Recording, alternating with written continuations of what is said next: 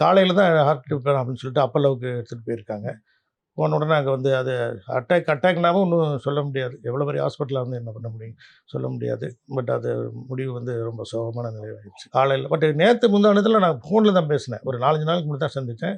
But வாரம் ஒரு தடவையாவது எப்படியாவது அவர சந்திச்சிருவேன். வேலை இருந்தால் இல்லைன்னு சுத்திருவேன். வேற எங்கேயாவது படத்துக்கோ அல்லது ஃபங்ஷனுக்கோ போறதுன்னா நான் தான் கூட போவேன். அவருக்கு ஒரு 2, 3 இதில ஷார்ட் ஃபிலிம்ல உதவி இயக்குனரா நான் வேலை செஞ்சிருக்கேன். ஸோ அவர்ட்ட அது ஒரு பாக்கியம். எனக்கு உதவி இயக்குனரா வேலை செஞ்சுங்கிறது, படத்தில செய்யுங்கிறது எனக்கு ரொம்ப நாள் விருப்பம். பட் அந்த வாய்ப்பு இல்லாம போயிருச்சு. ஆனா ஷார்ட் ஃபிலிம்ல போட்டா அவரே கைப்பட பாஸ்கர் தாசன் உதவி இயக்குனர்ன்ட்டு எனக்கு டைட்டில் போட்டாரு.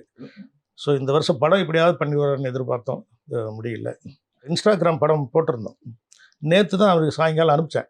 அனுப்பிச்சுட்டு அவரு இன்னைக்கு காலையில தான் ஃபோன் பண்ணி, "சார் அதுக்கு என்ன எப்படி இருக்குன்ட்டு" அவர்ட்ட பதில் கேட்கலான்ட்டு நினச்சுக்கிட்டு இருந்தேன். இப்போ ஒரு பெரிய பேரிழப்பான ஒரு செய்திகள் வந்திருக்கு. கேட்கும்போது என்னால தாங்க முடியல. இப்ப பார்த்தீங்களா என்ன ஏன்னா அவரு அவ்வளோ தூரம் என் கூட பழகியிருக்காரு.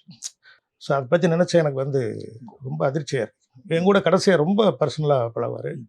எங்க வீட்டுக்கு வரதாக ஒரு கிரகப்பிரவேசத்துக்காக வரதாக எல்லாம் புறப்பட்டாரு. ஆனா அன்னைக்கு உடம்பு சரியில்லன்ட்டு கடைசி நேரத்தில அந்த ப்ரோகிராம் தள்ளி போயிருச்சு.